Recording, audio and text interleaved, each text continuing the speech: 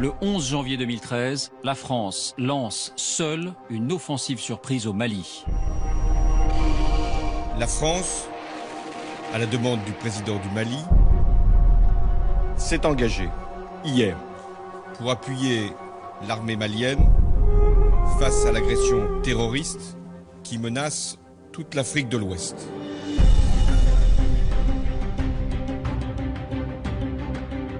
Quand la France entre en guerre, quand une décision engage la vie de milliers de soldats contre un ennemi lointain, comment la machine d'État se met-elle en ordre de bataille? Le président a décidé qu'on allait y aller. Et il veut y aller vite, et il veut y aller fort. La justification de cette intervention, c'est la menace terroriste. Tout le pays risque de basculer aux mains des djihadistes. Au cœur des cellules de crise, nous allons vous raconter la diplomatie secrète. Nous n'avions pas besoin d'une intervention au sol. Les pressions des politiques sur les militaires. Les plus belles idées parisiennes se heurteront toujours à la réalité du terrain. Et le terrain, là, c'était le sable. Les liaisons dangereuses de l'armée française sur le terrain. Toutes les bonnes volontés pour lutter contre les groupes armés terroristes sont les bienvenues. Les combats extrêmes face à un ennemi prêt à tout. Mais il y avait aussi des enfants soldats. Là, c'était un choc psychologique. La France a-t-elle rempli ses objectifs? Détruire les djihadistes dans leur sanctuaire, restaurer l'intégrité du Mali. Cellule de crise, Mali, les secrets d'une guerre contre le terrorisme.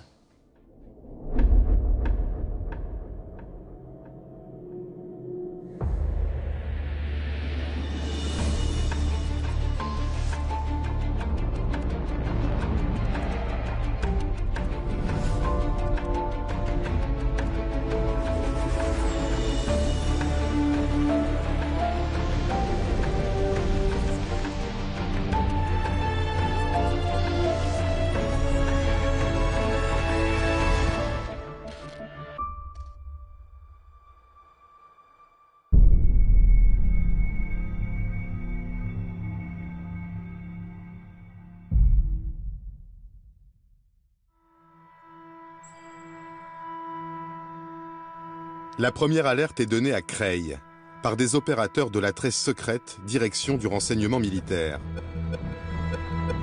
Sur leurs écrans, des balises localisent les téléphones satellites de chefs djihadistes au Mali, à 5000 km de là.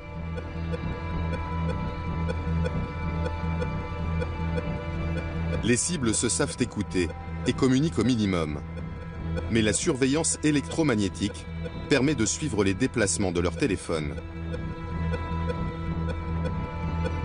Les renseignements français surveillent la montée en puissance des principaux leaders de 3 groupes terroristes, Ansar Dine, Aqmi et le Moudjahou. Ils sont membres d'Al-Qaïda, indépendantistes touaregs ou anciens combattants de Kadhafi. Ils vivent du trafic de drogue et des prises d'otages. Depuis début 2012, ils occupent la moitié nord du pays et imposent la charia.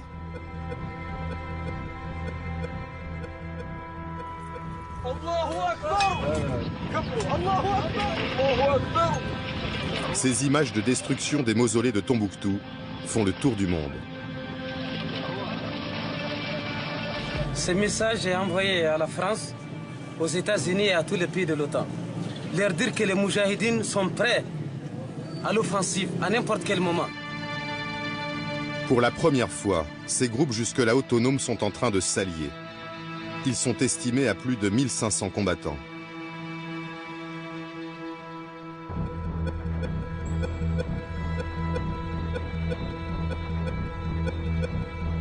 Cédric Lewandowski centralise les informations des services de renseignement pour le ministre de la Défense. Tout un faisceau de présomptions nous permettent d'être tous les jours un peu plus convaincus qu'il se passe quelque chose et que ces mouvements-là, qui n'étaient pas censés dialoguer les uns avec les autres, sont en réalité en train de planifier quelque chose.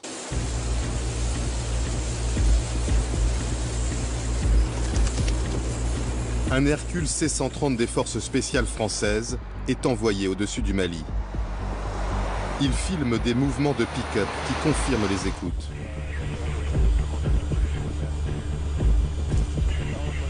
Des combattants djihadistes convergent vers le sud, menaçant la capitale, Bamako.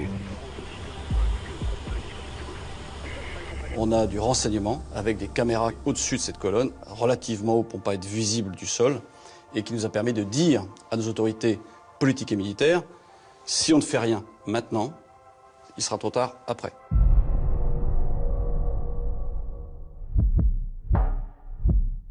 Le lendemain, les craintes se concrétisent. 70 pick-up djihadistes s'apprêtent à foncer sur le village de Konna.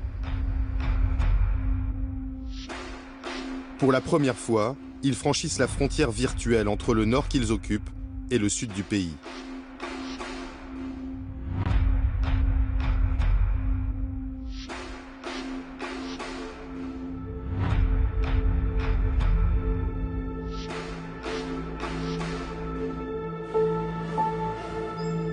Ce même jour, dans le Loiret, François Hollande présente ses vœux aux militaires.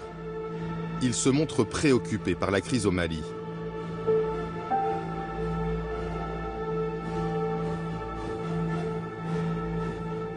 Le terrorisme, cette forme de barbarie qui a déclaré la guerre à toutes les civilisations, a pris racine dans le Sahel et dans le nord du Mali.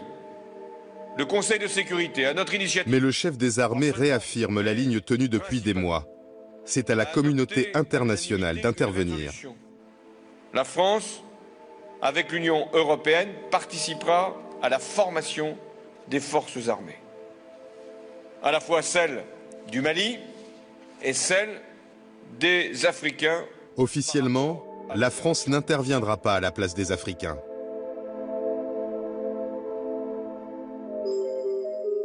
Mais la position de François Hollande va évoluer en quelques heures. De retour à l'Élysée, il reçoit plusieurs coups de fil des autorités maliennes. Laurent Fabius est témoin d'une de ces conversations. J'ai le souvenir d'un coup de fil du président Traoré qui dit ceci. Monsieur le Président de la République, la France est le seul pays qui dispose de forces capables de nous défendre. Et donc je vous demande d'intervenir parce que non seulement je serai mort, mais les terroristes auront pris le contrôle du Mali. Hélène Le Gall est à la tête de la cellule Afrique de l'Élysée.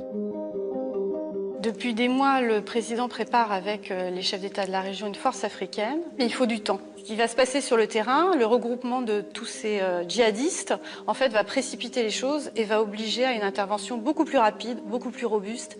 Et ça, seul un pays comme la France pouvait le faire. Dans le plus grand secret, l'Élysée commence à négocier les conditions d'une intervention militaire. Pour qu'elle soit légale, François Hollande demande une invitation écrite des Maliens. Une première lettre arrive à l'Élysée, par télégramme diplomatique crypté. Mais elle ne convient pas. Cette lettre du président malien Traoré, la voici, elle ne fait pas référence à l'ONU. Oui, et c'est un problème parce que la France veut absolument intervenir dans le cadre de la légalité internationale. Et pour ça, elle a besoin que les Maliens adressent aussi leur appel à l'aide à l'ONU.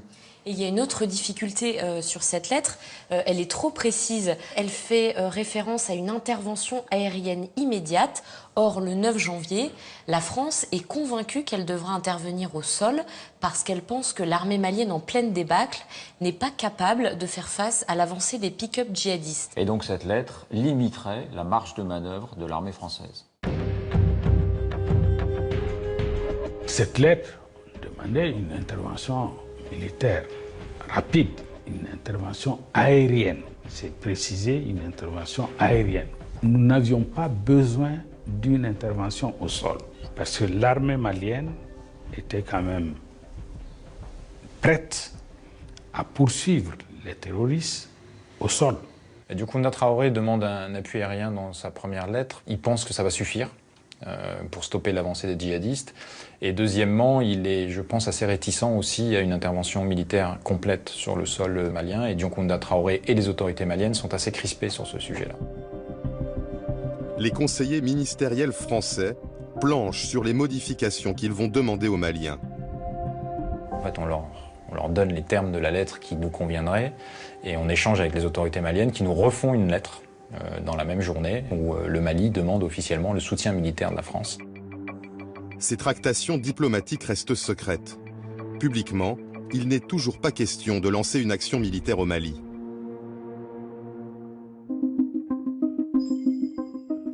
Pourtant, ce même jour, à l'hôtel de Brienne, le ministère de la Défense est convaincu que la France doit intervenir de toute urgence. Ce jour-là, nous savons que le chef du Mujao, l'un des 3 mouvements, annonce à ses troupes « Préparez-vous mes frères, nous allons attaquer ». Imaginez qu'Al-Qaïda prenne le contrôle du Mali, dispose d'un État en soi, s'installe, ça veut dire avoir une base arrière, installer des usines de fabrication d'armement. S'il prenait le contrôle d'un État, alors c'était une déstabilisation de l'ensemble du Sahel et donc un véritable danger pour la France et pour l'Europe. La France redoute la création au Sahel d'un sanctuaire terroriste, d'un Sahélistan, à l'image de ce qui s'est passé quelques années plus tard en Irak ou en Syrie avec le groupe État islamique. C'est l'enjeu central. Mais est-ce qu'il y a d'autres intérêts pour Paris à intervenir, politique ou économique? Alors la France n'a pas vraiment d'intérêt au Mali. Elle ne participe pas à l'extraction de l'or malien, qui est la principale ressource du pays. Et ailleurs? En revanche, oui, elle en a au Niger voisin, juste à côté du Mali, car le Niger fournit 30% de l'uranium consommé par les centrales nucléaires françaises. C'est vital. C'est absolument stratégique de protéger ses approvisionnements de la menace terroriste. Dans le village de Konna, des combats opposent les djihadistes à l'armée malienne depuis la veille. La centaine de soldats maliens ne tient plus que la préfecture et 2 checkpoints. Le commandant Abbas Dembélé est à leur tête. En face de nous, les véhicules qui débarquaient des djihadistes qui tentaient de monter à l'assaut sur nos différentes positions. Le checkpoint sur l'axe de Tombouctou avait été détruit. Le checkpoint principal qui avait pu tenir et qui repoussait même l'ennemi risquait de prendre l'attaque dans son dos. Pour ne pas laisser les hommes à la boucherie, j'ai évalué un peu le risque. J'ai dit stop. Il fallait se replier sur notre ligne en arrière et réorganiser ses forces. Après 2 jours de combat, les soldats maliens se replient. Les djihadistes prennent possession du village de Konna. Ils filment leur entrée victorieuse dans la ville.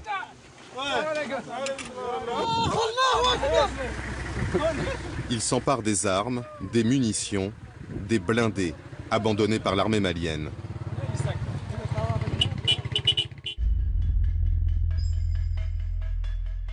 À Paris, au ministère de la Défense, les informations sur la débâcle de Konna remontent en temps réel. La France n'est pas encore en guerre. Pourtant, le patron des forces spéciales donne l'ordre à ses hommes installés au Burkina Faso de partir pour Mopti Sévaré, une grande ville proche de Konna. On a envoyé des reconnaissances, parce qu'on ne s'engage jamais sans reconnaissance, sans renseignement. Quelques 20 à 30 bonhommes sur l'aéroport de Mopti Sévaré, avec de quoi se défendre et de quoi tenir quelques jours. Qui tient l'aéroport, tient la ville. Les forces spéciales aménagent leur poste de commandement à l'intérieur de ce bâtiment.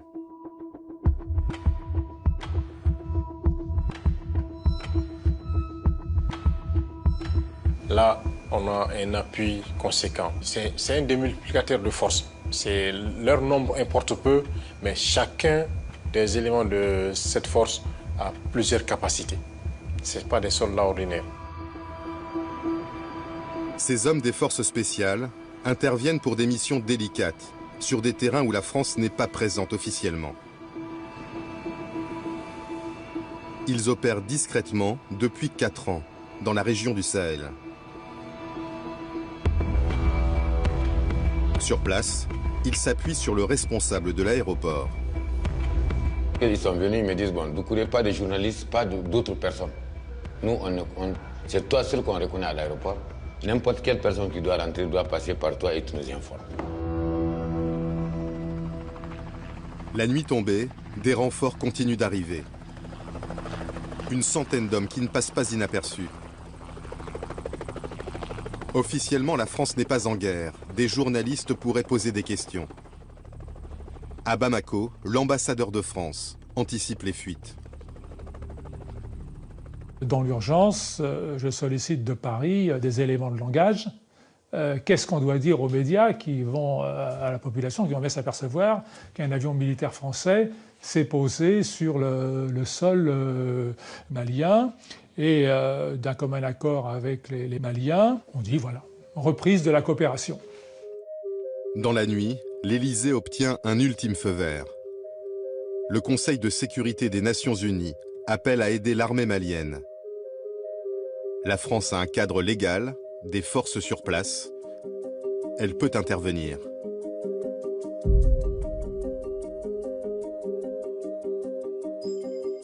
Le président Hollande présente ses vœux au corps diplomatique. Monsieur le Président de la République.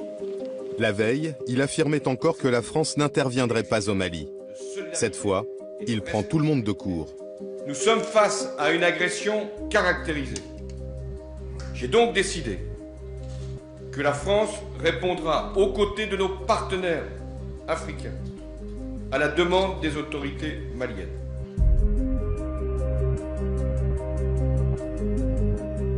François Hollande convoque à l'Élysée les chefs militaires, les patrons des services, des conseillers et ses principaux ministres. D'autres avoir des chèques. Un conseil de défense restreint qui se tient dans le Salon Vert. La conviction du président est faite depuis 2 jours. Mais officiellement, c'est lors de ce conseil qu'il prend sa décision. Quand des décisions aussi importantes sont prises, il faut qu'il y ait une formalisation. Il n'y avait pas de suspense. La décision devait être prise.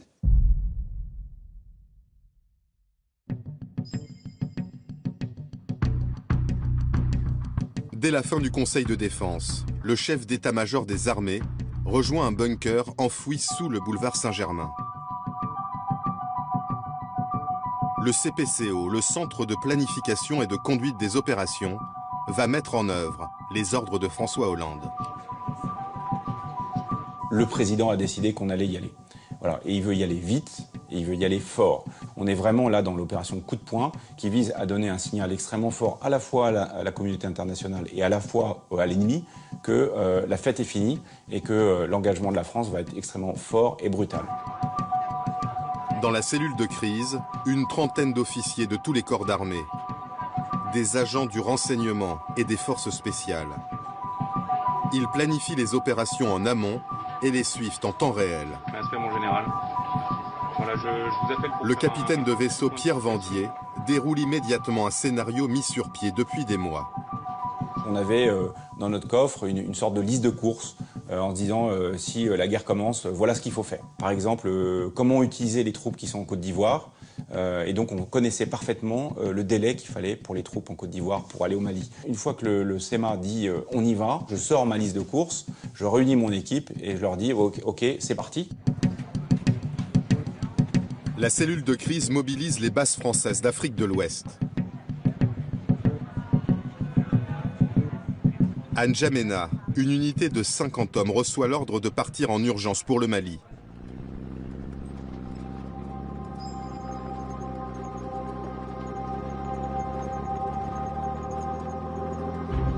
Le colonel Paul dirige le détachement.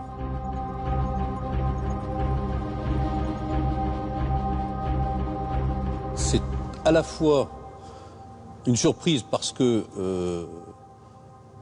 on ne s'attendait pas à intervenir sur le Mali. Le président avait dit qu'il ne comptait pas déployer des forces au Mali. En même temps, un certain enthousiasme d'avoir été choisi pour faire partie de cette aventure. Les chefs de l'état-major doivent trouver un nom à cette opération. Ils pensent d'abord à cimetière, un sabre touareg. Mais si l'armée s'enlise, le jeu de mots cimetière serait trop facile. Ils trouvent finalement la solution sur Wikipédia. Ce sera Serval.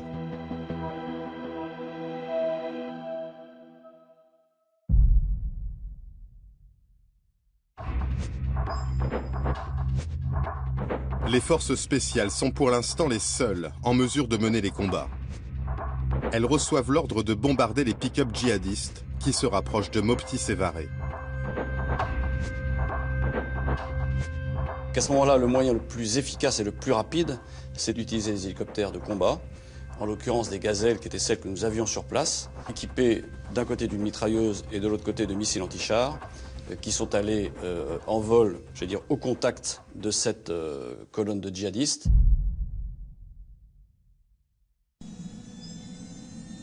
Moins de 2h30 après la fin du Conseil de défense, 2 gazelles décollent de Mopti Sévaré. Dans chaque appareil, 2 hommes du 4e régiment d'hélicoptères des forces spéciales de Pau. Le terrain est plat. Les gazelles ne peuvent pas utiliser le relief pour approcher discrètement. Une caméra embarquée dans l'un des appareils a filmé l'intervention.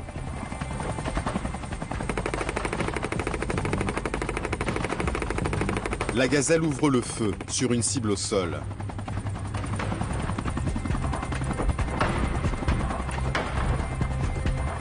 Sous le nuage de poussière, l'ennemi est détruit. Mais des djihadistes dissimulés sous les acacias répliquent. Les 2 hélicoptères sont touchés. La première gazelle doit se poser en urgence. Un soldat est blessé. L'équipage sera récupéré, l'engin brûlé par les Français. Je préfère détruire la gazelle définitivement de façon à ce qu'elle ne puisse pas être utilisée en termes de propagande contre nous. Pour dire, regardez, c'est un hélicoptère français, c'est nous qui l'avons détruit. L'autre appareil reprend la direction de l'aéroport. Mais à bord, le lieutenant Damien Boiteux est gravement blessé à l'aine.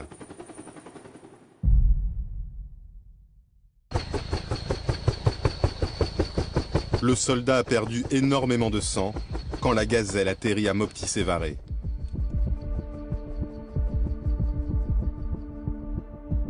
Le chef du contingent de force spéciale me dit, Doucouré, tu viens vite. Ils sont venus avec un blessé grave. C'était horrible à voir, vraiment. 4h30 après la décision du président Hollande, le premier soldat français décède. Je l'ai mis dans mon bureau, qui était à côté, climatisé. À 21h15, il y a un Cessna qui vient d'embarquer le corps et le blessé. L'avion a décollé de Mopti vers 21h30 pour Paris.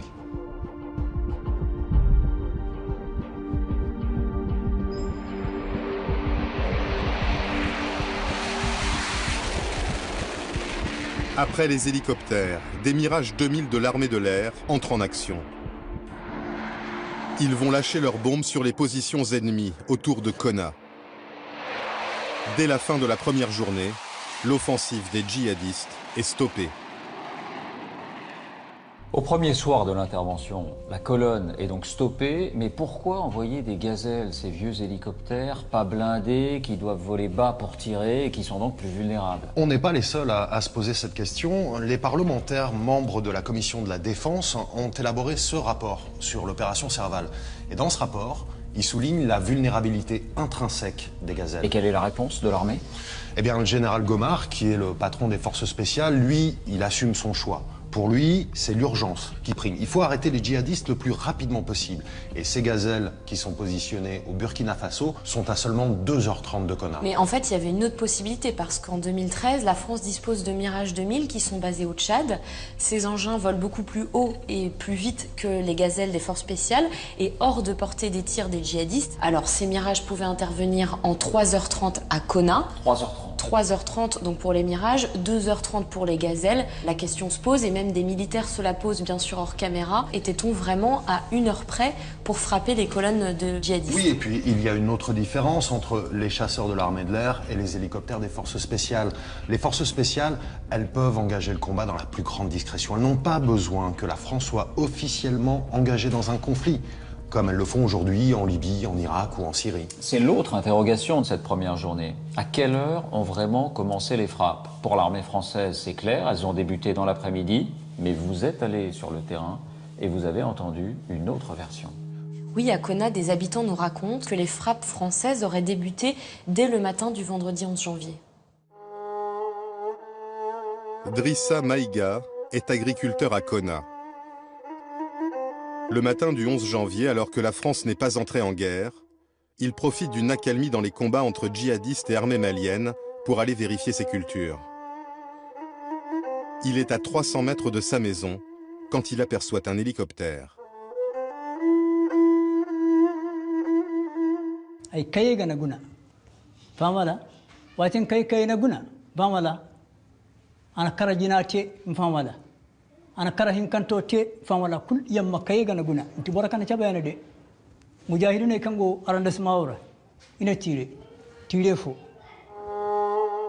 Drissa Maïga retourne vers sa maison et constate qu'elle a été touchée, dit-il, par des tirs d'hélicoptères français.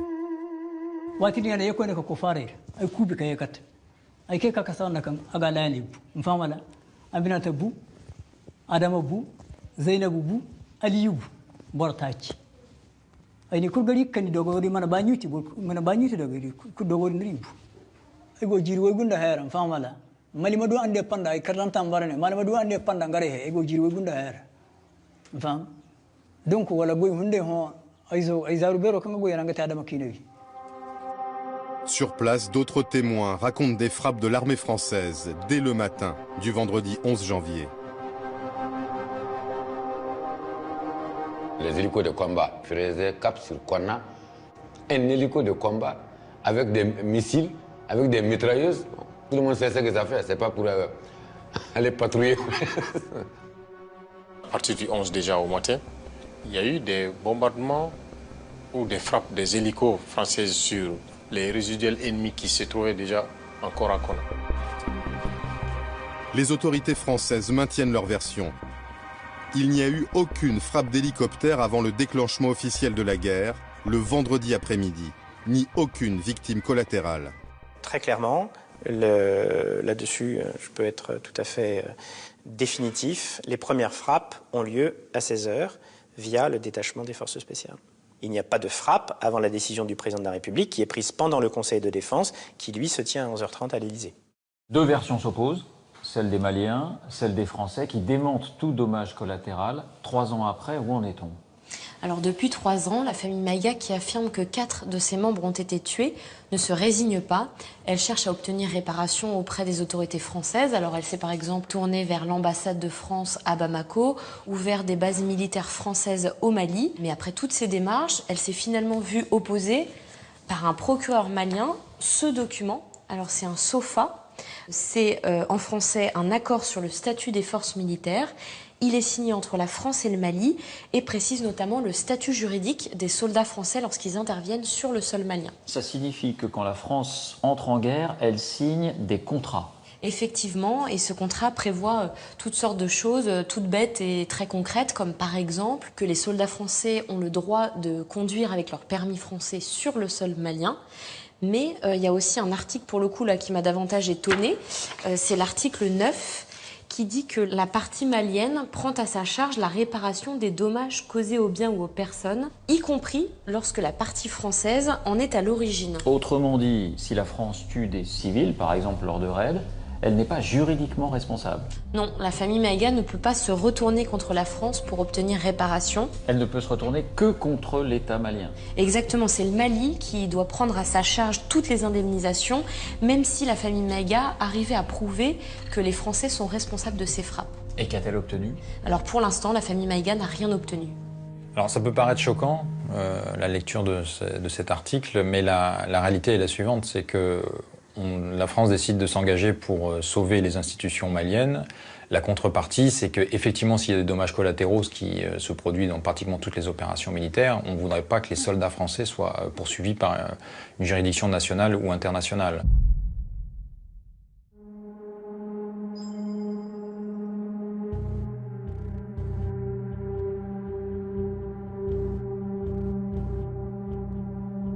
Jean-Yves Le Drian n'a pas fermé l'œil de la nuit. Dans quelques heures, il doit faire devant la presse un bilan des opérations au Mali. Le ministre doit gagner l'adhésion des Français à cette guerre. Au moment où je vous parle, nous poursuivons les ok. Donc je décline tout ça pour penser que ça ne va pas les emmerder. Bon. Entouré de ses principaux conseillers, il passe en revue les éléments de langage, pèse chaque mot. L'Union européenne est mobilisée, c'est un peu gonflé de ma part, mais... Non, puisqu'il y a un conseil affaires étrangères. Il y a le conseil affaires étrangères jeudi, va prendre des décisions. Oui, exact. Je vous rappelle que la donne a changé. Ouais. Voilà, c'est ça. L'agression caractérisée des... Les enjeux de communication sont absolument fondamentaux parce que l'opinion doit comprendre et adhérer à l'opération qui est en cours. C'est absolument fondamental pour la réussite même de l'opération.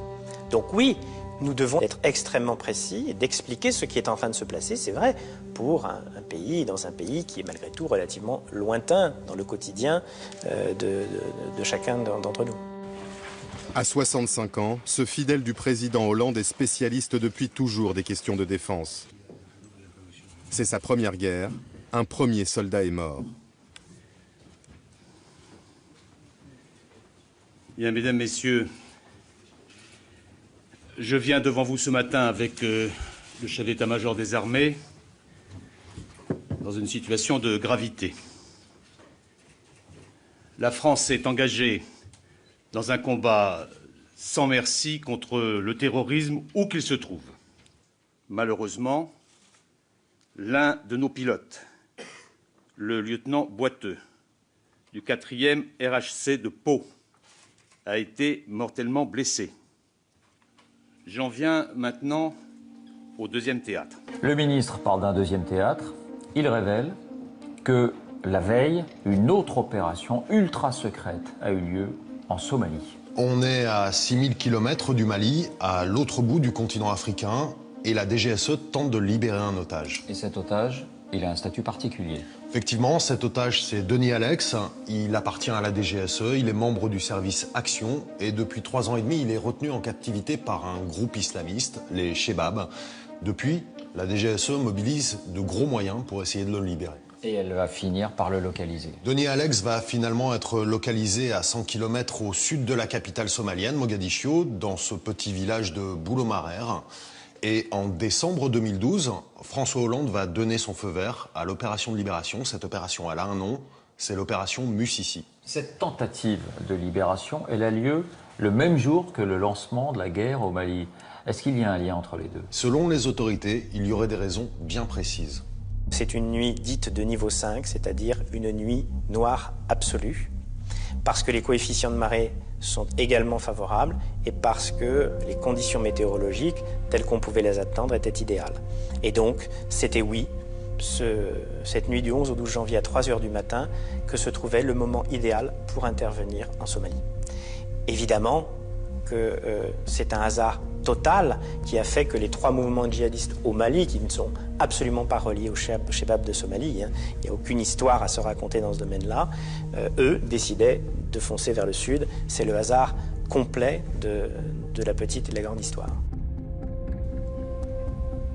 Des combats d'une grande violence se sont déroulés, d'une grande violence, au cours desquels, je parle maintenant avec précaution, tout donne à penser que malheureusement Denis Alex a été abattu par ses geôliers. Un soldat a perdu la vie à la suite de blessures et un soldat est porté disparu. En fait, ce soldat a été tué. Il y a donc 3 morts. C'est un fiasco. Et surtout, en 24 heures d'une guerre contre le terrorisme qu'il essaye de vendre aux Français, Jean-Yves Le Drian doit déjà annoncer 4 morts. Au deuxième jour de l'intervention, la cellule de crise Mali doit en priorité organiser la reprise des villes du Nord. Le CPCO s'appuie sur le système d'alerte Guépard. 5000 soldats français prêts à partir à tout moment, n'importe où dans le monde. À leur tête depuis 1 an et demi, le général Bernard Barrera. Je reçois un coup de téléphone du CPCO, donc de Paris, me disant « Attention, on va déclencher l'alerte Guépard, donc apprête-toi à mettre tes unités en place ». Je rejoins tout de suite mon PC qui était à quelques centaines de mètres de mon domicile, à Clermont-Ferrand, et j'appelle mes 5 colonels en disant « Pour l'instant, on ne sait pas quelles unités, mais on est dans du réel, et apprêtez-vous à partir et à prévenir vos capitaines pour qu'ils préviennent eux-mêmes leurs soldats ». En quelques heures, les premières unités sont prêtes à partir. Elles quitteront la France au bout de 2 jours. Le général Barrera, lui, va attendre 9 jours pour rejoindre le Mali. Car les logisticiens du CPCO sont confrontés à des problèmes d'acheminement des hommes et du matériel. L'armée manque d'avions de transport. À l'hôtel de Brienne, le ministre en personne prend son téléphone pour en trouver. Il fait le tour des alliés, dont les Américains. On nous proposait de louer des heures de vol. Un coup de téléphone, disons viril, mais correct, entre Jean-Yves Le Drian et Leon Panetta, le ministre de la Défense américain à l'époque, a permis de débloquer la situation en quelques minutes. Le ministre explique à son homologue que les Russes, eux, proposent de prêter gracieusement leurs avions. Et les avions américains nous ont été prêtés et non pas loués. Derrière cette anecdote des avions prêtés bon gré, mal gré par nos alliés américains, il y a une réalité, la France n'a pas tous les moyens de ses ambitions. Oui, en fait, pour des raisons budgétaires, la France a choisi de ne pas avoir de gros avions de transport. Donc du coup, elle ne peut pas vraiment se projeter seule sur un théâtre de guerre. Et pourtant, il va falloir envoyer beaucoup de monde et de matériel. En fait, entre le début de l'intervention, le 11 janvier, et la fin du mois de février, la France va envoyer sur place environ 6 000 personnes et un peu plus de 10 000 tonnes de fret par avion. Sur ce total, en fait, 95% de ce fret va être envoyé dans des avions étrangers. Il y a les avions des alliés, bien sûr, les Canadiens, les Américains qui participent à l'opération, mais surtout, majoritairement, il y a des vols qu'on loue à des compagnies russes et ukrainiennes. Avec quelle facture? En fait, ça va correspondre à peu près plus de 60 millions d'euros. En gros, ça représente 350 000 euros par vol.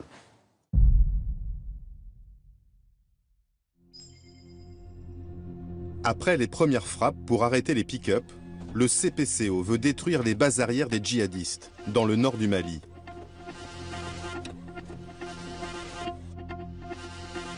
Grâce à 3 ans de surveillance et de renseignement, il a identifié 60 cibles prioritaires. Ces objectifs sont transmis au colonel Damien. Il commande le premier escadron de Rafale envoyé au Mali. Ce sont des postes de commandement des groupes terroristes dans la région de la boucle du Niger, au centre du Mali. Et ce sont des dépôts logistiques, des dépôts de carburant, des dépôts de munitions. Et ce sont également des camps d'entraînement des groupes terroristes.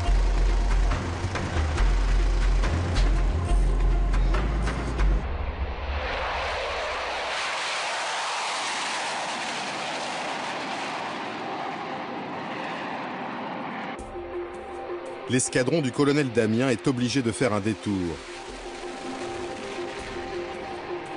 Car les premiers jours de l'intervention, l'Algérie refuse d'ouvrir son espace aérien à la France. Ce raid de 9h35 est le plus long de l'histoire des Rafales. Les pilotes ont prévu 5 ravitaillements en vol.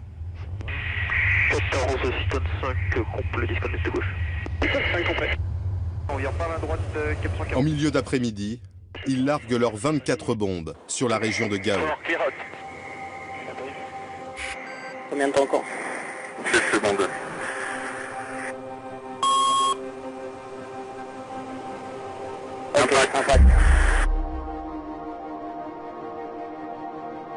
L'Algérie a interdit le survol de son territoire. C'est une manière de montrer publiquement qu'elle ne cautionne pas l'intervention au Mali. Pourquoi? Pour des raisons de politique intérieure. Les autorités algériennes ne sont pas mécontentes de montrer à leur opinion publique qu'elles tiennent tête à l'ancien colonisateur français. Et puis, Alger entretient une relation complexe avec les groupes djihadistes. C'est-à-dire? Eh bien, il ne faut pas oublier que les principaux responsables d'AQMI, Al-Qaïda au Maghreb islamique, sont d'origine algérienne. Ce sont les héritiers des GIA, ces fameux groupes islamiques armés qui semaient la terreur dans l'Algérie des années 90. Alger, surtout, ne veut pas se les mettre à dos. Et hors caméra, des conseillers ministériels ont été très clairs. Selon eux, il y aura un genre d'accord tacite entre Alger et les leaders djihadistes. Vous ne commettez pas d'attentats sur notre territoire et en contrepartie, on ne vous fait pas la guerre.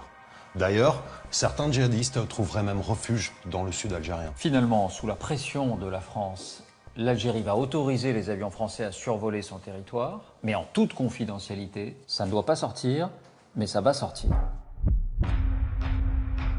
nous intervenons dans le cadre de la légalité internationale. Le nombre des soutiens est Dans les médias, Laurent Fabius est interrogé sur le sujet. Est-ce que l'Algérie vous soutient?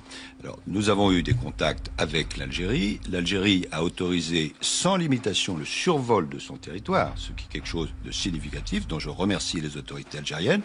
Et aujourd'hui, j'ai été amené à dire qu'il y aurait un survol. Bon. Mais peut-être que je n'avais pas pris les précautions nécessaires. Et est-ce que j'ai fait une boulette? J'en sais rien, mais ça n'a pas eu grande importance. Ça braque les Algériens. Les Algériens n'aiment pas qu'on mette ça sur la place publique. Donc oui, les Algériens se braquent. C'est parce que la frénésie de communication fait que tout n'est pas bordé. Et on fait des bourdes. 3 jours plus tard, une des cibles des militaires français au Sahel, Mokhtar Belmokhtar, dit le Borgne, revendique l'attaque contre le site gazier d'In Amenas en Algérie. 800 otages, 40 morts. L'attaque a été planifiée avant le déclenchement de Serval. Mais les terroristes s'en servent comme prétexte. Ils visent l'Algérie, disent-ils, car elle a ouvert son espace aérien à la France.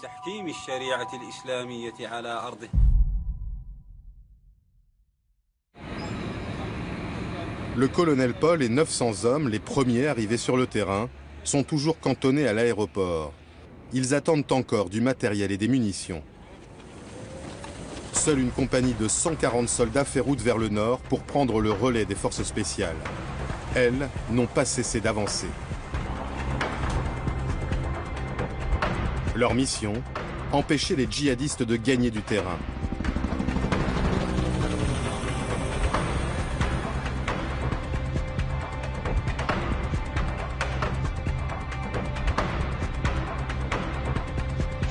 En 10 jours, avec seulement 250 hommes, elles ont investi 5 villes.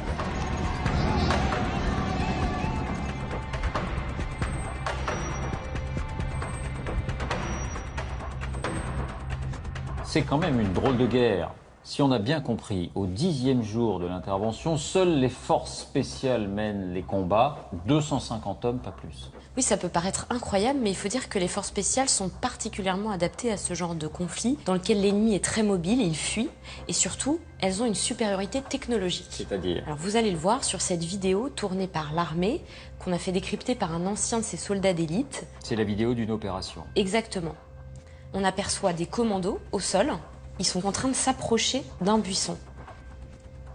Dans ce buisson, 2 silhouettes blanches, ce sont des djihadistes. Mais comme les forces spéciales ont des jumelles de vision nocturne, elles peuvent voir sans être vues. Et donc elles peuvent s'approcher au plus près. Tout près de l'ennemi. Et surtout, ces commandos au sol ne sont pas seuls. Au-dessus d'eux, il y a un hélicoptère de combat. Et d'ailleurs, c'est lui qui fait ces images. Et au-dessus encore, il y a un avion d'observation qui, lui, ne participe pas au combat, mais fournit des renseignements aux commandos et à l'hélicoptère. Donc c'est un dispositif à 3 étages. On appelle ça une opération combinée. Et voilà ce que l'avion d'observation va filmer. Des tirs de roquettes de l'ennemi qui frôlent de peu l'hélicoptère Tigre. Les djihadistes fuient, là on en voit 2. Et c'est l'hélicoptère qui va les prendre en chasse. Voilà, l'hélicoptère, là les prend en chasse, frappe et les élimine. Et ces forces spéciales n'ont pas fini de jouer les premiers rôles.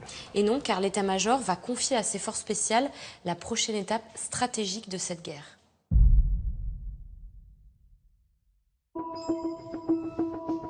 Les officiers du CPCO sont mobilisés sur la prise de la ville de Gao, sur le fleuve Niger. Fief de l'un des mouvements terroristes, le Moudjahou, elle est stratégique pour la reconquête du Nord Mali.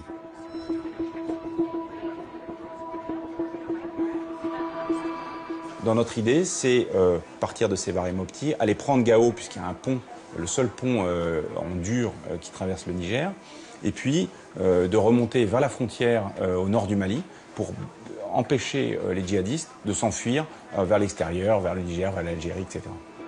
Un ordre venu de l'Élysée chamboule des mois de planification. François Hollande veut Gao, mais il demande aussi Tombouctou. Et il veut aller vite. Il leur donne 10 jours. Tombouctou, c'est aussi un objectif vis-à-vis de l'opinion publique française. C'est la ville la plus connue du Mali à travers le monde. Et parce que son poids à la fois culturel et symbolique frappe et a frappé l'ensemble de la population internationale quand on a su qu'elle était aux mains des djihadistes. Et donc la reprise de Tombouctou est une véritable prise de guerre, même si elle est symbolique. Effectivement, reconquérir Tombouctou, ça a du sens politique, même si militairement, ce n'est pas notre plan au départ. On n'est pas payé pour dire ça n'a aucun intérêt d'aller à Tombouctou. Nous, notre boulot, c'est de rendre possible la volonté politique. En termes d'efforts, de coordination, ça oblige à revoir le plan. C'est votre client au restaurant qui change d'avis alors que vous êtes déjà en train de faire la cuisine, qui vous dit en fait je voulais pas de la viande, je voulais du poisson. Le général Barrera, chef de la brigade Serval, est arrivé au Mali avec son PC de 92 officiers. Le CPCO n'a pas eu le temps d'entrer dans les détails du raid sur Tombouctou. C'est donc lui qui décide de la route à prendre.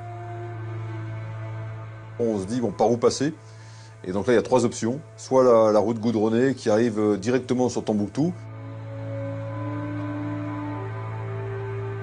Mais le seul problème, c'est que vous avez le fleuve entre Tombouctou et vous, et il n'y a pas de pont, il y a juste des bacs, et vous ne connaissez pas l'état des bacs.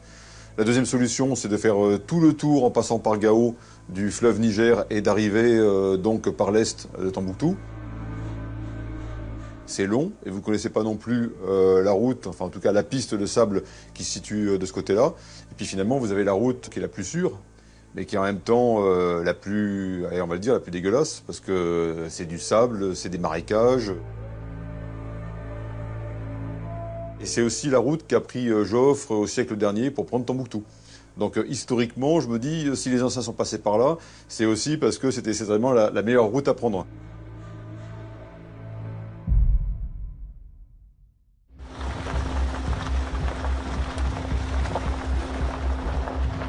Une colonne Serval quitte Bamako. 400 hommes et 130 véhicules pour un raid de 1000 km à travers le désert.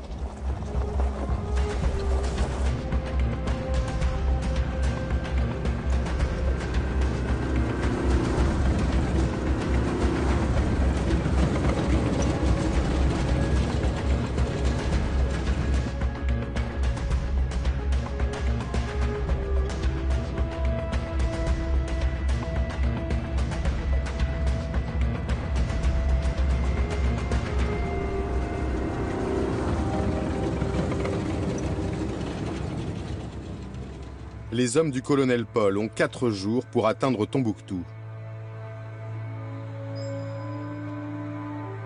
Mais une nouvelle consigne arrive de Paris. Le président leur donne 2 jours.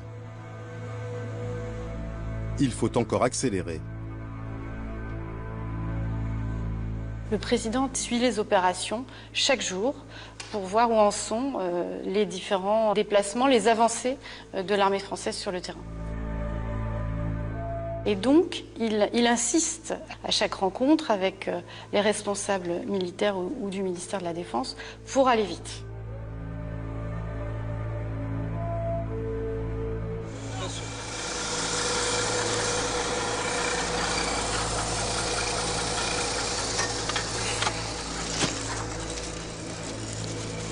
En cours de route, les hommes du colonel Paul doivent intégrer une unité de l'armée malienne.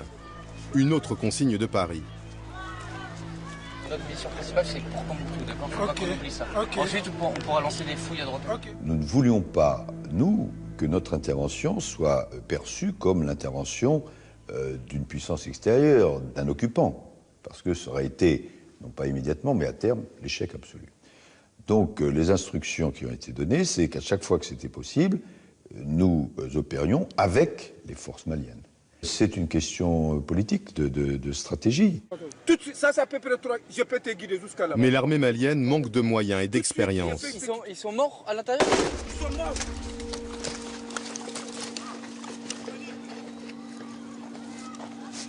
Un soldat malien s'est malencontreusement tiré une balle dans le pied en retirant son arme. Putain. Il faut que tu dises à tes hommes de faire attention à ça. Même tout de suite, j'ai parlé de ça. Enlevez-la, s'il te plaît. Enlevez-la, s'il te plaît. Et là, on a perdu presque 1 heure pour savoir ensuite ce qu'on allait faire de ce blessé. À ce moment-là, le chef doit prendre une décision. Donc un seul blessé, c'est blessé malien. Le soldat malien est confié à un hôpital local. La colonne reprend sa route.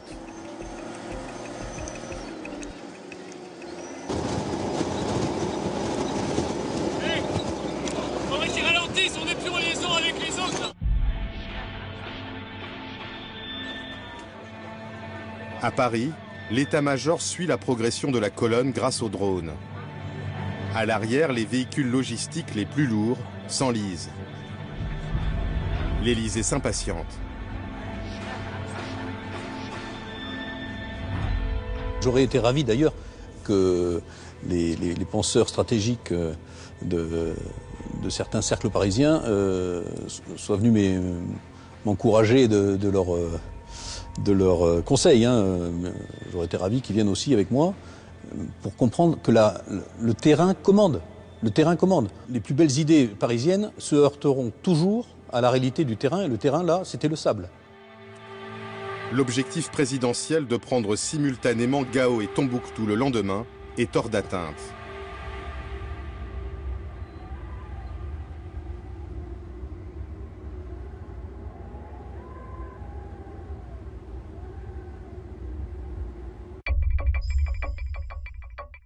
À Paris, les militaires doivent rendre des comptes. 3 fois par jour, ils sont convoqués avec des conseillers et des diplomates dans le bureau du directeur de cabinet Cédric Lewandowski. Peu habitué à ce que les politiques interviennent autant dans la conduite de la guerre, certains le surnomment ironiquement le général Lewandowski. Je le prends comme un hommage et je suis très fier. Je ne me prends pas pour un chef de guerre. Je suis le directeur de cabinet civil et militaire du ministre de la Défense, en charge de faire en sorte que le ministre de la Défense soit toujours extrêmement précis et extrêmement juste pour aider à la décision du président de la République.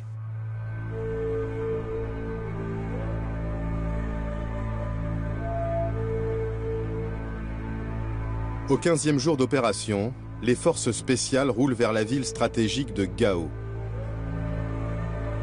150 hommes très mobiles qui ont parcouru 400 km en 2 nuits.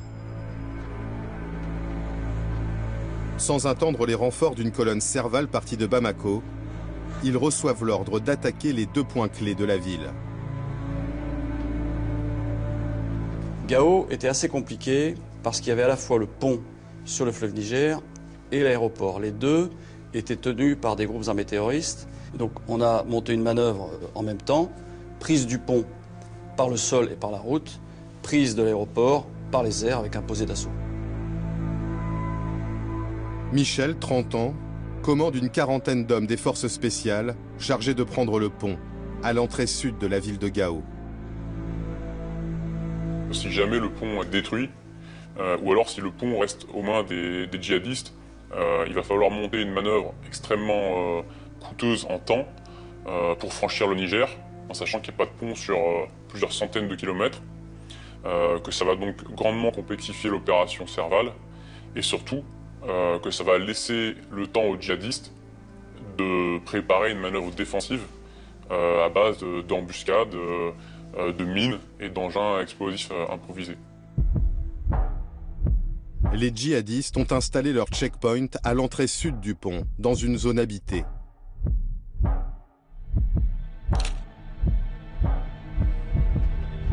Pour les Français, des frappes aériennes au milieu de la population seraient trop risquées. Peu nombreuses, les forces spéciales comptent sur l'effet de surprise. Par drone, elles repèrent une butte de terre à l'extérieur de la ville.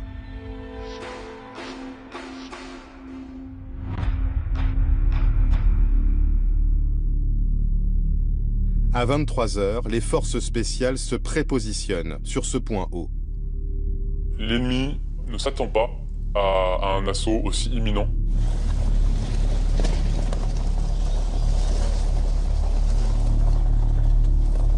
On les voit arriver et se déployer devant nous. On est au maximum de nos capacités de vision. Le groupe d'assaut est en ligne. L'ennemi se comporte donc comme si nous n'étions pas là. Les djihadistes ont prévu de tendre une embuscade à l'endroit même où sont postées les forces spéciales. Lorsqu'ils arrivent à 5 mètres, les premiers échanges de tirs ont lieu. Il est 23 h 30. En moins de 2 minutes, On a neutralisé l'essentiel du groupe.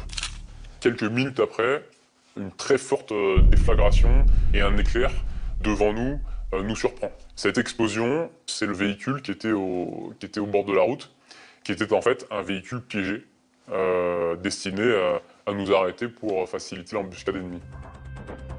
Les djihadistes installés sur le checkpoint entendent l'explosion. Certains fuient vers Gao en empruntant le pont, d'autres se cachent.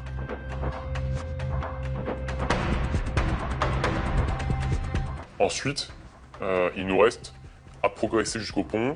Il y a 1,5 km, et dans ce 1,5 km, il y a les éléments qui se sont réfugiés dans la multitude de maisons de cette zone périurbaine. Et donc là, la progression est plus compliquée parce qu'on n'a pas affaire à une position ennemie identifiée.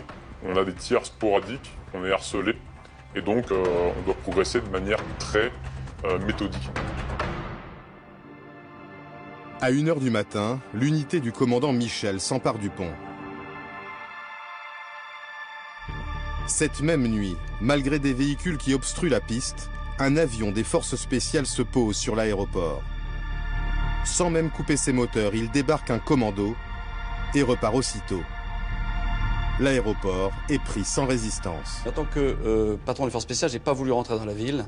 Pourquoi? Parce que on rentrait dans une autre forme de combat et qui n'était pas le mien. Moi, j'étais en mesure de prendre rapidement le pont et l'aéroport et ensuite d'attendre que des forces, j'allais dire, plus conventionnelles et plus lourdement équipées puissent venir pour tenir le terrain. Sur le front de Tombouctou, à la date imposée par Paris, les véhicules de tête du colonel Paul sont encore à 200 km de la ville. Le convoi s'étend sur une centaine de kilomètres. Le retard s'accentue. Les véhicules sensables et les véhicules logistiques qui sont extrêmement lourds s'ensablent 2 fois plus. Dans la journée du 26, ma colonne logistique a fait 800 mètres en 11 heures. On a décidé de couper la colonne en deux et de dire à ce moment-là, il y aura une colonne qui partira, qui foncera encore plus vite sur Tombouctou pour arriver le 27, puisqu'on n'y arrivera pas le 26. Et le convoi logistique, lui, servira, ensuite arrivera en deuxième échelon, arrivera même si c'est 24 heures après. Les Rafales assurent la couverture aérienne des forces françaises qui marchent vers Tombouctou. Le colonel Damien survole la ville. Nous avons observé un certain nombre de pick-up qui quittaient précipitamment la ville de Tombouctou. Donc ce sont effectivement des indications qui pouvaient laisser penser qu'il y avait un repli définitif vers le nord-est du Mali de la part de nos adversaires. Les informations convergent. L'ennemi semble avoir pris la fuite. Pourtant, l'Élysée insiste pour un déploiement militaire de très grande ampleur. En plus des blindés du colonel Paul, les parachutistes de la Légion étrangère sont mobilisés.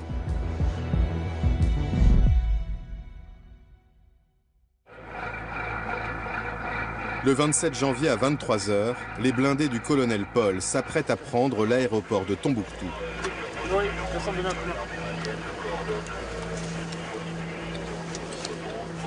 Fermez les portes.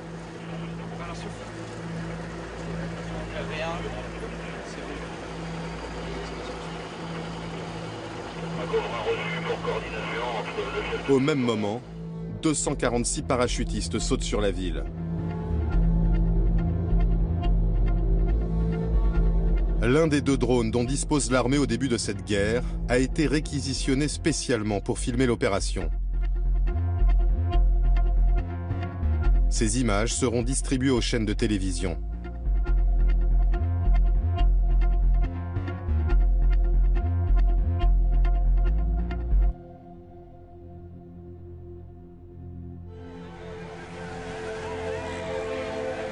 Au petit matin, les habitants fêtent l'arrivée des Français.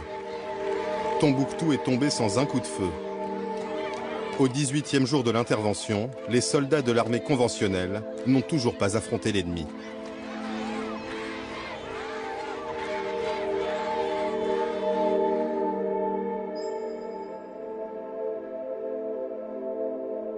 À Paris, Jean-Yves Le Drian arrive à l'Élysée pour un entretien avec le président. il est détendu.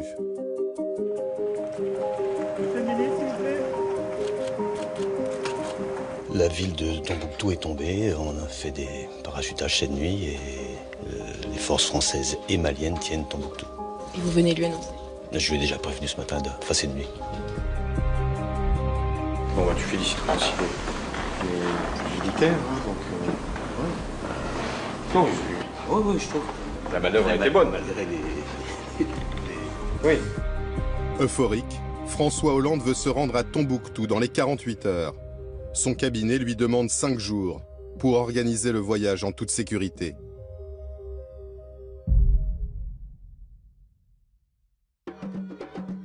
À Tombouctou, une foule immense attend François Hollande. Le colonel Paul est en charge du dispositif de sécurité sur l'aéroport.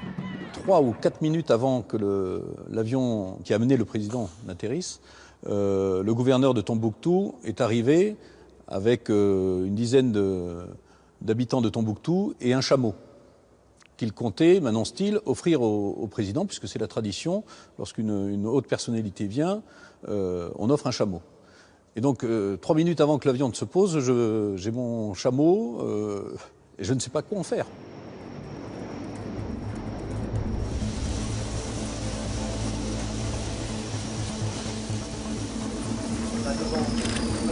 Aux côtés de François Hollande, le président malien Traoré, suivi des ministres Jean-Yves Le Drian et Laurent Fabius. C'est pas le chameau qui pose des problèmes sécuritaires, c'est tous les gens qui vont entourer le président au moment où il se voit offrir le chameau. Donc, au niveau sécurité, il va falloir prendre ça en compte.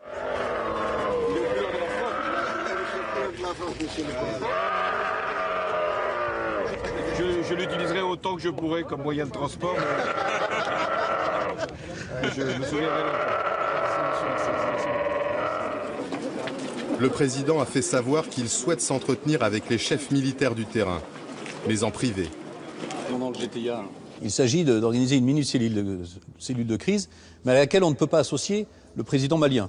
Donc il va falloir trouver une manière de soustraire le président à l'ensemble du dispositif, et notamment de son homologue. Et donc il est prévu que le président ait envie d'aller aux toilettes, et je l'accompagne à l'intérieur de l'aéroport. Et donc là, on se retrouve en fait dans une cellule de crise, face à une petite carte. C'est le seul moment où j'ai un contact en tant que chef tactique avec le chef politique, qui est le chef des armées. Et là, bon, je ne pourrais pas vous donner ces mots, mais très clairement, c'était sans aucune ambiguïté. C'était bravo pour ce que vous avez fait honneur à la France, et maintenant, je vous demande de continuer, de trouver l'ennemi, et si vous le trouvez, de le détruire. François Hollande fait la tournée des monuments symboliques de la ville, ceux qui ont été ciblés par les djihadistes. Et ça, c'est à leur portée, ça, dans les retraites, ils se sont pris à mettre du feu là-dedans. Le président termine son voyage à Bamako. Il y est accueilli en héros. Nous étions là, nous entourions le président de la République. Et juste en face de nous, il y avait un écriteau qui était ça, que j'avais en face de moi. Alors, il y avait marqué « Merci à Papa Hollande et au tonton Le Drian et Fabius ». C'était juste en face de moi. Sur le moment, c'est assez indicible. Bon, c'est plus simple que ça, on se dit qu'on a été utile. Sur la place de l'Indépendance, François Hollande prononce un discours dont une phrase va devenir célèbre. Et moi, je veux ici vous dire que je viens sans doute de vivre la journée la plus importante de ma vie politique. Cette phrase, c'est lui qui l'improvise au moment du discours. Je crois qu'il est gagné par l'émotion qui est visible sur l'ensemble des participants et en particulier la foule de Bamako qui lui témoigne beaucoup d'affection à ce moment-là. L'enthousiasme des Maliens vis-à-vis de François Hollande sera de courte durée.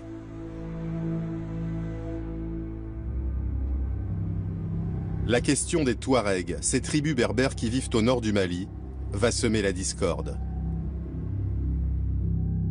Pendant qu'on célèbre la reprise des grandes villes, les forces spéciales continuent d'avancer. Elles sont alors à Kidal, à près de 1000 km au nord-est de Tombouctou. Oui, cette ville, Kidal, c'est le bastion des Touaregs. C'est la capitale de ce qu'ils appellent l'Azawad. L'Azawad, c'est un territoire plus grand que la France et dont ils réclament l'indépendance. Ça fait 50 ans que des combats meurtriers, en fait, opposent les autorités de Bamako aux indépendantistes Touaregs. Et là, une question délicate va se poser pour les Français à propos d'un de ces groupes Touaregs, le MNLA. Absolument, le MNLA, le Mouvement National de Libération de l'Azawad. En fait, en 2012, le MNLA, ce mouvement, s'allie avec les djihadistes pour chasser l'armée malienne de tout le nord du pays. Et puis les alliances vont se retourner, les djihadistes vont eux-mêmes chasser le MNLA du pouvoir, les anciens alliés deviennent ennemis. Et lorsque Serval débute, le MNLA propose d'aider les Français. Mais c'est un mouvement sulfureux. Oui, ils ont été proches des djihadistes, ils recrutent des enfants soldats selon l'ONU, mais la France va accepter l'aide proposée par le MNLA, sans le dire officiellement à ce moment-là, au titre d'un vieux dicton, les ennemis de mes ennemis sont mes amis. Le MNLA propose d'aider les Français, mais il pose une condition.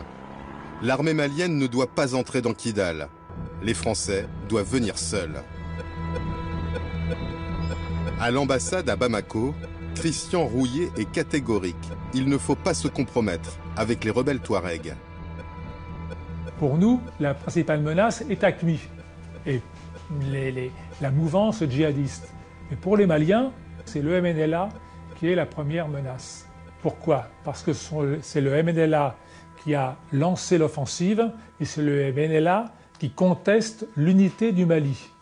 Donc c'est ce que j'essaye d'expliquer à Paris en disant attention, il faut éviter de se compromettre avec le MNLA.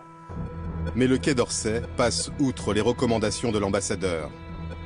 Les choses ne peuvent pas toujours être d'une limpidité absolue. Bon, ce qui est des mouvements terroristes, nous refusons de travailler avec eux.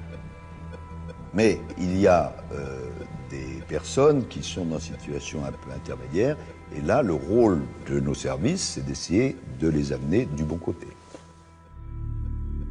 Quelques semaines après la reprise de Kidal, l'ambassadeur Christian Rouillet, qui s'est publiquement opposé à la collaboration avec les rebelles Touaregs, sera démis de ses fonctions.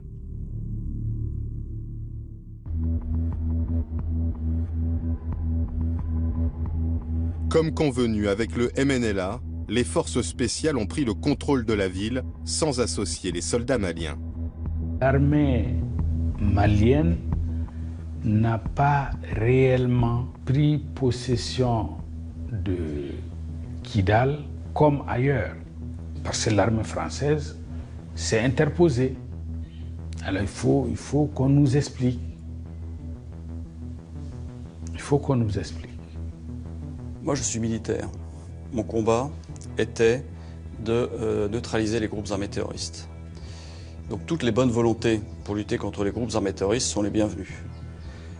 Cette région est celle des Touaregs, qu'ils connaissent bien mieux que les forces spéciales françaises qui arrivaient et qui n'avaient jamais été, pour certaines d'entre elles, dans cette partie du monde. Donc il fallait dialoguer avec eux. Les forces spéciales ne se sont pas contentées de dialoguer avec le MNLA. Et non, au Mali, nous avons rencontré un combattant MNLA. Il est Touareg, originaire de Gao, et il a été enrôlé par les djihadistes quand ceux-ci ont pris la ville de Gao. Puis il a changé de camp, il s'est allié au MNLA. Et il vous a raconté des choses qui ne figurent pas dans l'histoire officielle. Fin janvier 2013, quand les forces spéciales entrent à Kidal, ce combattant MNLA va proposer ses services aux forces spéciales et ils acceptent. On a collaboré avec les Français, on a partagé la ville ensemble. Moi, je suis un guide. Je suis avec le capitaine Eric là. Il fait partie des forces spéciales. Je travaille avec eux comme un peu par jour même. Chaque jour, on me paye 25 000 francs CFA. Qui est-ce qui vous paye? Eric. C'est l'armée française? C'est l'armée française ouais, qui me paye. Quand on sort, même à Kidal, on est ensemble toujours. On fait toutes les missions ensemble. Malgré le soutien de combattants Touaregs, la traque de l'armée française piétine. Les grandes villes du Nord ont été reprises, mais l'ennemi reste invisible. La surveillance aérienne et les missions de repérage sur le terrain ne donnent rien. Après 4 jours, la seule chose qu'ils ont vue, c'est un gardien de chèvre et un âne. On se dit, mais voilà, la guerre est finie, il n'y a plus de djihadistes. Où est-ce qu'ils sont partis? Ils sont tous évaporés. Le temps qu'on a consacré à Tombouctou, c'est celui qu'on a perdu dans cette course. On a arrêté de courir derrière les bandits, du coup ils se sont échappés. Donc il y a un peu cette frustration. Est-ce qu'on va réussir non seulement à libérer le pays, mais aussi à détruire l'ennemi? Et pour détruire l'ennemi, il faut le trouver. Et donc nous nous trouvons dans ce qu'on appelle, nous les militaires, le brouillard de la guerre.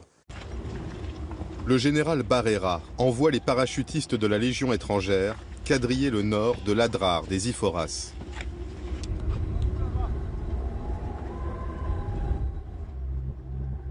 Ce massif montagneux très difficile d'accès est connu pour être une zone de repli des djihadistes. C'est là aussi qu'ils détiendraient leurs otages. Face à des adversaires qui désormais ne fuient plus les combats, dans des conditions extrêmes, les soldats français vont livrer la première vraie bataille de cette guerre, avec un double objectif, détruire l'ennemi sans mettre en péril la vie des otages. Christine Coapet est la sœur de Marc Ferret, otage d'AQMI depuis 2 ans et demi. Le point culminant de notre peur, ça a été lorsque les armées françaises sont arrivées dans le massif de l'Adrar des Iforas. Ce que l'on craint, les familles, c'est justement que les otages se trouvent sous le feu et puis perdent leur vie. Les autorités, à ce propos, nous disent qu'elles vont faire le maximum, qu'elles vont essayer d'en tenir compte. Pour le CPCO qui coordonne les opérations, l'ordre est très clair. À aucun moment les otages sont pris dans le tempo des opérations. Le renseignement sur les otages, il interviendrait éventuellement en nous disant vous n'allez pas vous occuper de tel endroit, vous ne faites pas des frappes à tel endroit parce qu'on suspecte qu'il y a des otages. Et ça n'arrive pas, ou en tout cas si ça arrive, je ne l'ai pas vu. La force Serval prépare la bataille de l'Adrar des Iforas depuis la base de Thessalite.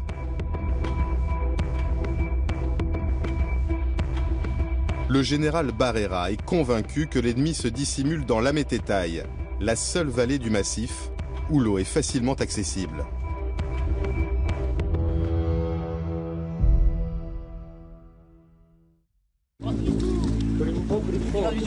Allez les gars, ça percute les enfants, allez en avant. Chacun se déplace. Chacun se déplace. Le 19 février, après 15 jours de recherche, l'intuition du général Barrera se confirme. Les premières unités qui commençaient à grenouiller dans l'Adrar des Ifogas sont tombées sur une grosse embuscade de djihadistes qui protégeaient l'entrée de la Matétaï. Donc là, on a eu des combats très durs avec notre premier mort. Donc on a compris que le nord était gardé. Dans ce guet-apens, le sergent-chef Harold Vormezel est tué.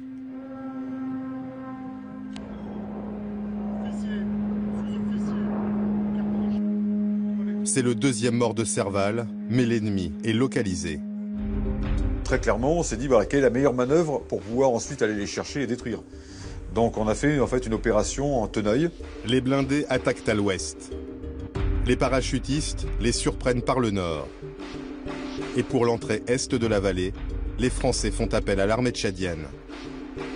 Près de 2000 combattants tchadiens entrent en guerre aux côtés des Français dans cette nouvelle phase de l'opération. Et pourtant, cet homme, Idriss Déby, qui est à la tête du Tchad depuis 26 ans, n'était pas vraiment un ami de François Hollande. Oui, c'est le moins qu'on puisse dire. François Hollande s'est toujours montré très critique vis-à-vis d'Idriss Déby. Quand il était premier secrétaire du Parti socialiste, il dénonçait sa légitimité très limitée et son régime qui bafoue les règles démocratiques. Et en tant que président ? Alors en tant que président, c'est un peu la même chose. François Hollande l'évite soigneusement.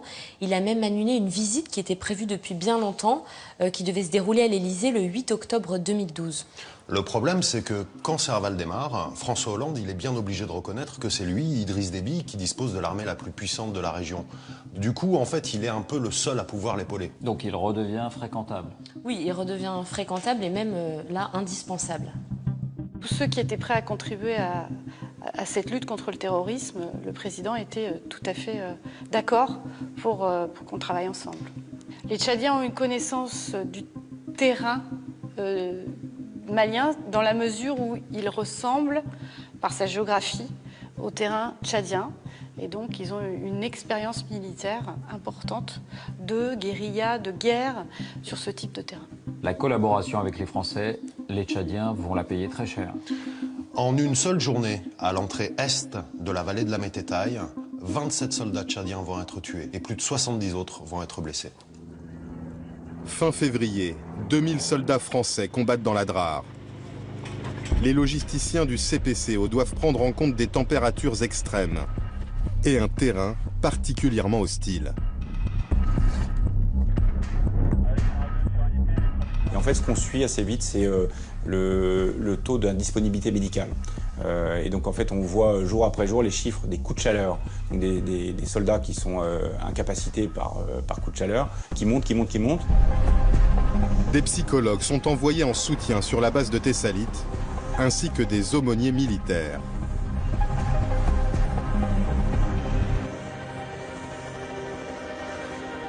Jean-Jacques Danel est prêtre. C'est sa 3e opération extérieure. Je peux dire que je n'ai jamais senti autant de demandes de la part des militaires qu'en arrivant là-bas. Et même chez certains, c'était de l'ordre de l'attente. Enfin, vous arrivez, Padre. L'aumônier recueille les confidences de soldats qui, pour la première fois, voient leur ennemi de près.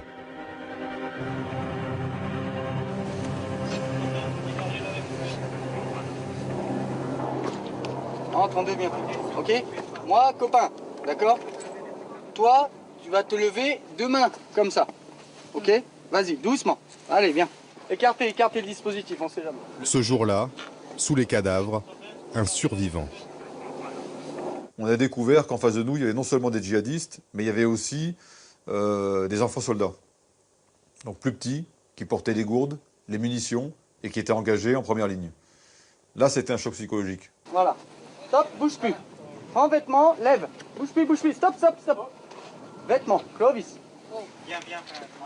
Écarte, retire. Allez, enlève. Les soldats craignent qu'il porte une ceinture d'explosifs.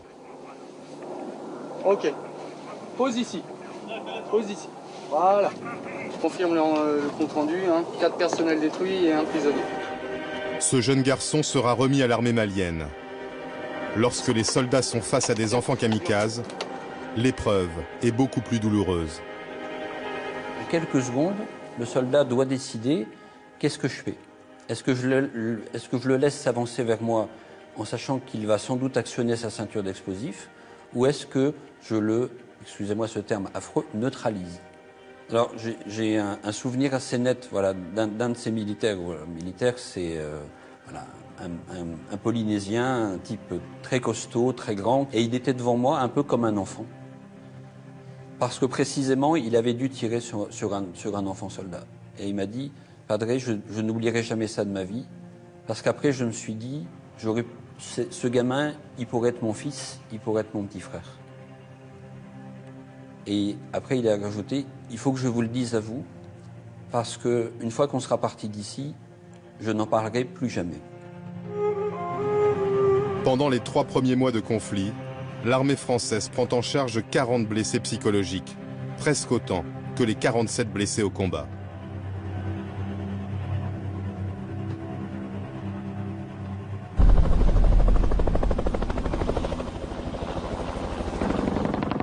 Il y a un tireur à gauche, c'est sûr. La force Serval fait face à une résistance déterminée de l'adversaire. Au nord de la vallée de la Mététaille, 130 parachutistes sont ralentis par une dizaine de djihadistes retranchés sur un piton rocheux.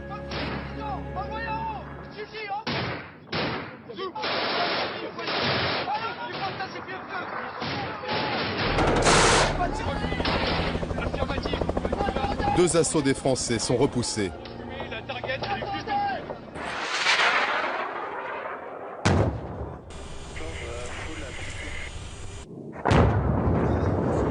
Malgré des tirs d'hélicoptères, 12 missiles et 2 bombes de 250 kg, l'adversaire résiste.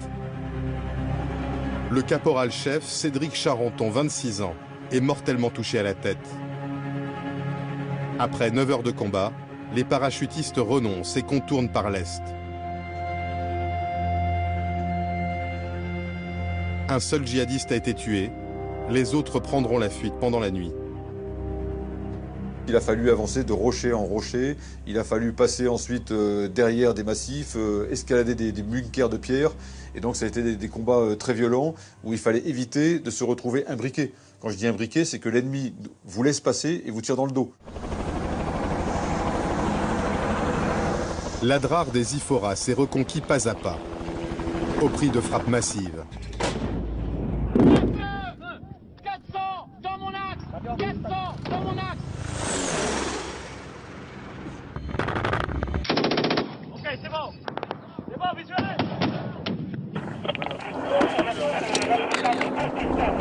Sous cette pluie de feu, des Français. 4 otages, dont Marc Ferret qui se trouve aux mains des combattants d'AQMI. Des balles qui sifflent, des bombes qui vous tombent dessus, des hélicoptères qui vous tirent dessus.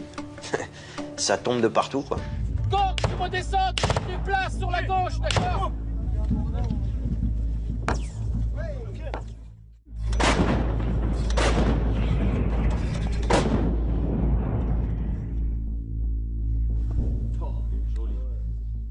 C'est zéro répit, c'est zéro nourriture, c'est rien. Et on était dans le groupe. Vêtus pareil qu'eux, avec un aspect physique identique à eux. Donc forcément, une cible potentielle pour tout militaire qui vient effectuer sa mission. Voilà. Vous faites partie du groupe qu'il faut éradiquer. Moi, je me suis dit, ben voilà, profite de l'instant qui est là parce que je pense pas qu'il y en aura d'autres.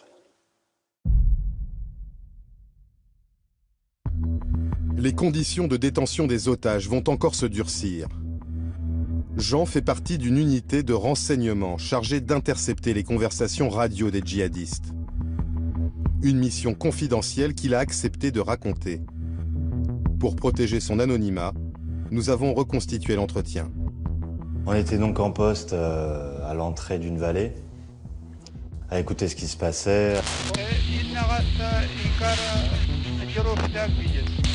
À écouter à côté de la vallée avant que le gros des troupes arrive pour faire le nettoyage. Et on avait une concentration d'émissions qui allait toutes vers le même indicatif, vers le même mec. Donc on a compris que c'était quelqu'un de plutôt important parce qu'il y avait plusieurs sonnettes, plusieurs individus qui parlaient qu'à un seul mec. La localisation probable d'un chef djihadiste remonte jusqu'au CPCO. Elle recoupe des renseignements de la DGSE. Abou Zeid, un des leaders d'AQMI et ravisseur de Marc Ferret, serait présent dans le massif. Faut-il frapper au risque de tuer des otages?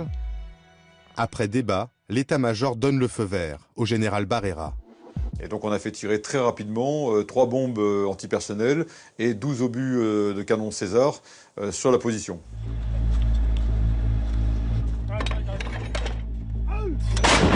Il y a eu une première salve de tirs d'artillerie, si je ne me trompe pas, il y a eu aussi des avions qui sont passés. Et après ça, silence radio. Sur toutes les ondes qu'on avait et les discussions qu'on entendait, c'était silence radio. Et une fois le silence passé, les mecs, ils disaient Abou Zeid, Abou Zeid, Abou Zeid, Abou Zeid. Donc ils l'appelaient par son nom, Abou Zeid. Et là, on a compris que, comme il répondait pas, il y avait de grandes chances que le mec, il soit mal en point, soit il soit mort. Ce 27 février, les Français viennent donc d'éliminer cet homme-là, l'un des leaders djihadistes, l'un de ceux que les anglo-saxons appellent les HTV, les High Target Value. Oui, sauf que les Tchadiens, nos alliés à l'époque, affirment que c'est eux qui ont tué Abou Zeid 5 jours avant les Français. Pour le prouver, ils vont publier cette photo. Donc Abou Zeid a été tué 2 fois. En fait, personne n'a jamais pu confirmer que sur cette photo, c'est bien le leader d'AQMI. Mais la France va faire prélever l'ADN de la victime de la frappe dont parle Jean. Et cet ADN, elle va le faire comparer avec l'ADN de la famille d'Abou Zeid en Algérie. Ils concordent. Mais pourtant, elle va attendre le mois de juillet pour confirmer la mort du leader terroriste. Et même à ce moment-là, elle ne va pas revendiquer en être à l'origine. Et pour quelle raison ? Alors sans doute par prudence, parce qu'à l'époque, il y a encore 6 otages français qui sont aux mains des djihadistes.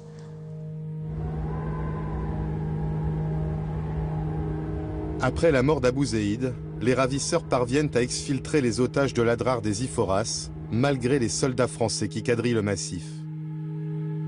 On est sorti le matin, je dirais aux alentours de 8 heures, même pas avant, à découvert, à pied, dans une zone du massif très caillouteuse. Donc des roches, vous êtes pieds nus, vous courez, ça tire, ça. À plusieurs reprises, Marc Ferré a vu passer les soldats de Serval à quelques dizaines de mètres de lui. Il ne sera libéré que 8 mois plus tard, avec 3 autres otages contre rançon, après 1139 jours en captivité.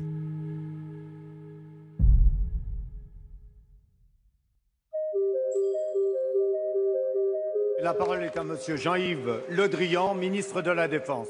Monsieur le Président, je peux effectivement faire le point de la situation de notre engagement au Mali à cet instant. Devant les députés, le ministre annonce le début du retrait des troupes françaises. Seront à moins de 4000 au début du mois prochain, à 2000 à peu près au courant de l'été. Il restera 1000 militaires français d'une manière un peu plus pérenne à la fin de cette année. Des soldats français continuent à ratisser l'Adrar, les zones de Gao et de Kidal. Mais après 13 semaines d'engagement, le ministère de la Défense considère que la reconquête du Mali est achevée.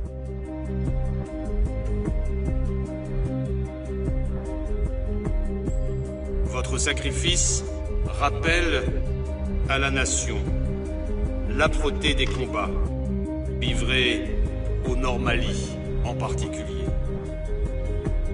6 soldats français et 63 soldats maliens sont morts pendant ces 4 premiers mois d'opération. Près de 400 djihadistes auraient été tués, 300 faits prisonniers. Serval se prolongera jusqu'à l'été 2014 et se transformera en opération Barkhane, 3000 soldats français dans 5 pays du Sahel. Depuis, le nord du Mali est toujours instable. Les attentats continuent. Plus de 3 ans après la libération de Tombouctou, les djihadistes n'ont plus la capacité de renverser l'État malien, mais ils gardent une capacité de terreur.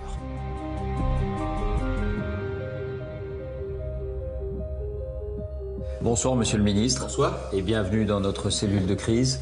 Est-ce qu'il reste encore des djihadistes dans l'Adrar des Iphoras ou est-ce qu'ils ont tous été éliminés? Il y a encore des mouvements terroristes, mais ils sont d'une nature totalement différente par rapport à ce qu'on a connu en début 2013. Dans ce massif? Dans ce massif, et en particulier sur les couloirs de circulation qui existent dans cette partie du Sahel. Ce sont plutôt des terroristes qui mènent des actions plus classiques de terrorisme, moins militarisées. Lorsque l'opération Serval a commencé en janvier 2013, il y avait une véritable armée terroriste qui, avec des pick-up, plusieurs milliers de personnes qui descendaient sur Bamako. Là, nous avons affaire à des groupes beaucoup plus restreints. Combien sont-ils d'après vous? Peut-être quelques centaines au maximum. Et qui ont mis en œuvre d'autres techniques qui n'ont rien à voir avec l'ampleur de la menace qui existait auparavant. Mais c'est la raison pour laquelle il y a l'opération Barkhane. Parce que ça ne concerne pas uniquement le Mali. Ça concerne toute la zone, ce que j'appelle moi l'autoroute des trafics, au nord Sahel, qui part de la Libye et qui va jusqu'à l'Atlantique. Vous dites on arrivera à les éliminer un jour? Oui. Bien sûr, il faut de la durée. C'est un phénomène qui dure depuis très longtemps, mais oui, on y arrivera. Mais le Mali n'est pas encore sur pied, si j'ose dire. Le Mali n'est pas encore... Mais il y a encore un peu de la fragilité au nord. Oui, c'est vrai. Ça veut dire qu'on est là-bas pour 10, 20, 30 ans peut-être? J'espère le moins longtemps possible. Mais quand on combat des djihadistes au nord Mali encore aujourd'hui, on assure aussi la sécurité de la France. Quelques questions qui sont posées dans le film. La question des otages. Comment est-ce qu'on fait à un moment donné pour arbitrer entre la nécessité d'une opération militaire, de mener l'offensive, et puis la survie des otages, qui peut être conditionnée aussi par ces mêmes opérations, parce qu'il peut y avoir des représailles? À ma connaissance, M. Boujadas, les otages sont vivants. et libres. Je suis allé moi-même les accueillir à Niamey. Mais comment allez-vous arbitrer? Ils sont vivants et libres. Est-ce qu'il y a eu un dilemme à un moment donné? Il y a eu des précautions de prise, bien sûr. Je ne vais pas rentrer dans les détails. Les services secrets travaillent de manière extrêmement étroite avec nos forces armées. Il y avait des risques, oui, sans doute. Mais les otages sont vivants et libres. Autre information qui ressort dans ce film, les moyens de l'armée française. Est-ce qu'on a les moyens de nos ambitions quand on se rend compte qu'on n'arrive pas à organiser une opération de transport de troupes, de matériel avec nos propres avions et qu'on est obligé d'aller les louer ou les demander ailleurs? On a constaté qu'il pouvait y avoir des manques. Et le manque majeur, c'était la logistique, c'est-à-dire le moyen de transport. Moi, j'ai trouvé ça en arrivant, hein. J'étais là depuis 6 mois. Un peu plus. Et donc j'ai pris la décision de renforcer ces moyens, en particulier de passer des commandes d'avions de transport qui étaient indispensables. Est-ce qu'on peut tirer un enseignement de cette guerre au Mali pour la situation en Syrie et en Irak aujourd'hui, du point de vue français? On n'est pas du tout dans la même configuration, même si c'est la même adversité. Entre Daesh et AQMI, il y a la même volonté barbare de détruire, quoi qu'il arrive, déstabiliser. C'est le même enjeu avec des implications géographiques totalement différentes. On peut constater néanmoins que lorsqu'il n'y a plus d'État stable, alors c'est le champ ouvert pour le terrorisme, et ce terrorisme nous vise nous, que ce soit en Syrie, en Irak, ou que ce soit au Sahel ou au Mali. Merci, Monsieur le Ministre, d'avoir répondu à nos questions. Cellule de crise revient le mois prochain. Nous parlerons des attentats du 13 novembre.